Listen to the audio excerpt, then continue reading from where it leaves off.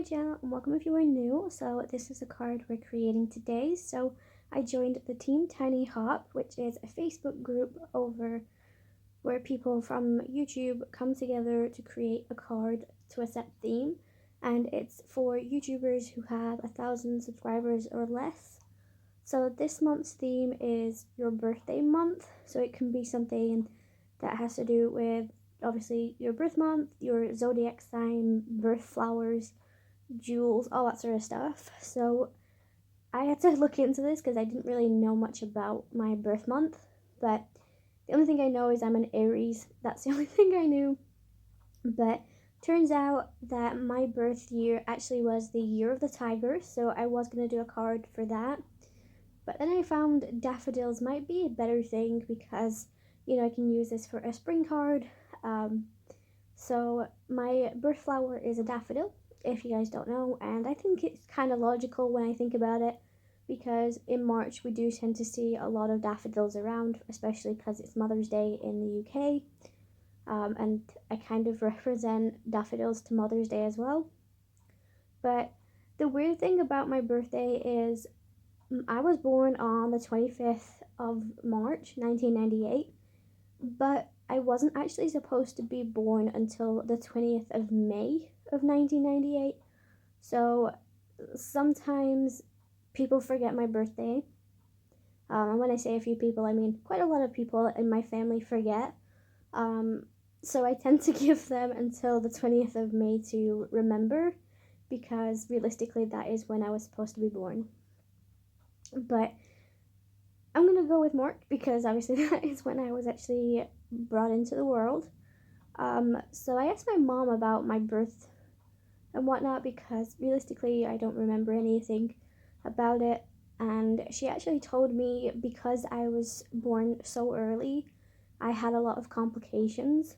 So I actually did die 3 times after I was born, on different occasions. So on the day I was born, I was taken from my parents and immediately moved into an ICU unit because I was having difficulty breathing on my own, and obviously my lungs and stuff weren't at the full capacity they should be. And I died in the elevator or lift on the way up to the ICU unit. Luckily they got me back obviously, and then 2 days after that I died again because I had an infection in my lung and my kidney. So they had to pump antibiotics into me and stuff like that. So, and then I can't remember if it was like 5 days after I was born that I died again, but I don't know what that one was about. But basically, my parents didn't get to see me until 2 weeks after I was born, which is kind of nuts when you think about it, but there are other people that, you know, have a lot worse experiences. So I actually do have a photo of myself now that I look at, and it just doesn't look like me. All I see is this baby with wires and bruising and stuff. So, but yeah, luckily I'm still here. So, you know, it is kind of complicated, my life with that, because they did tell my parents that I could struggle growing up. You know, I might become asthmatic, and all of this stuff. I was anemic when I was born, and I still struggle with that today, like, because I don't really eat enough fruit and vegetables to get my iron, so that's the main reason for that. But yeah, it's, looking into my birthrights and stuff like that, it just made things weird for me. So when I actually am filming this video, it's literally been my birthday 4 days ago. And honestly, turning 25 felt no different and just didn't really register, to be honest. But I did get a few gifts off some of my crafty friends over on Instagram, and I've done a video if you want to check that out. But basically, I don't really celebrate my birthday because when I was younger, you know, me and my family were really close at one point, and then I was getting groomed.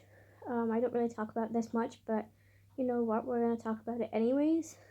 So I've been actually talking to a therapist about it, and I'm not as closed off as I used to be about talking about this issue. But I was groomed and sexually abused growing up from the age of 7 to the age of 13. So I didn't know what was happening was wrong until I learned about it in school, which was high school. So I do think something needs to change in our systems for education of this, because I could have got this sorted a long time ago and I might not be as affected as I am. But basically the people that did that were people from my family. So as you can imagine, it just makes things a lot worse and a lot more awkward. So I do get blamed for the family falling apart a lot. And realistically, out of the family members that I used to have, there is literally just me, my mom, and my Aunt Karen. That's pretty much it. My Uncle Sean and my Aunt Sarah sort of treat me differently, but not a lot. They do seem to understand, like, right now that, you know, what happened, and, like, it has been affecting. But the other people in my family don't want to acknowledge it. They don't want to know if it's real or not. And I think that was basically me from when I was 13 right up until I was 17. Like, I buried my head in the sand and, like, just pretended it never happened. And I think looking back at it now, I kind of wish I spoke up about it sooner, because when I got into my last year of high school, I was getting bullied from the beginning of when I started high school and then all the way to the end of it. And it kind of made me not want to be here anymore. And I actually got to the age of 13, 14, where I wrote a suicide note and made a pact to myself that if my life hadn't got better by my 25th, that I would end it. And as you guys can imagine, my 25th birthday came and went.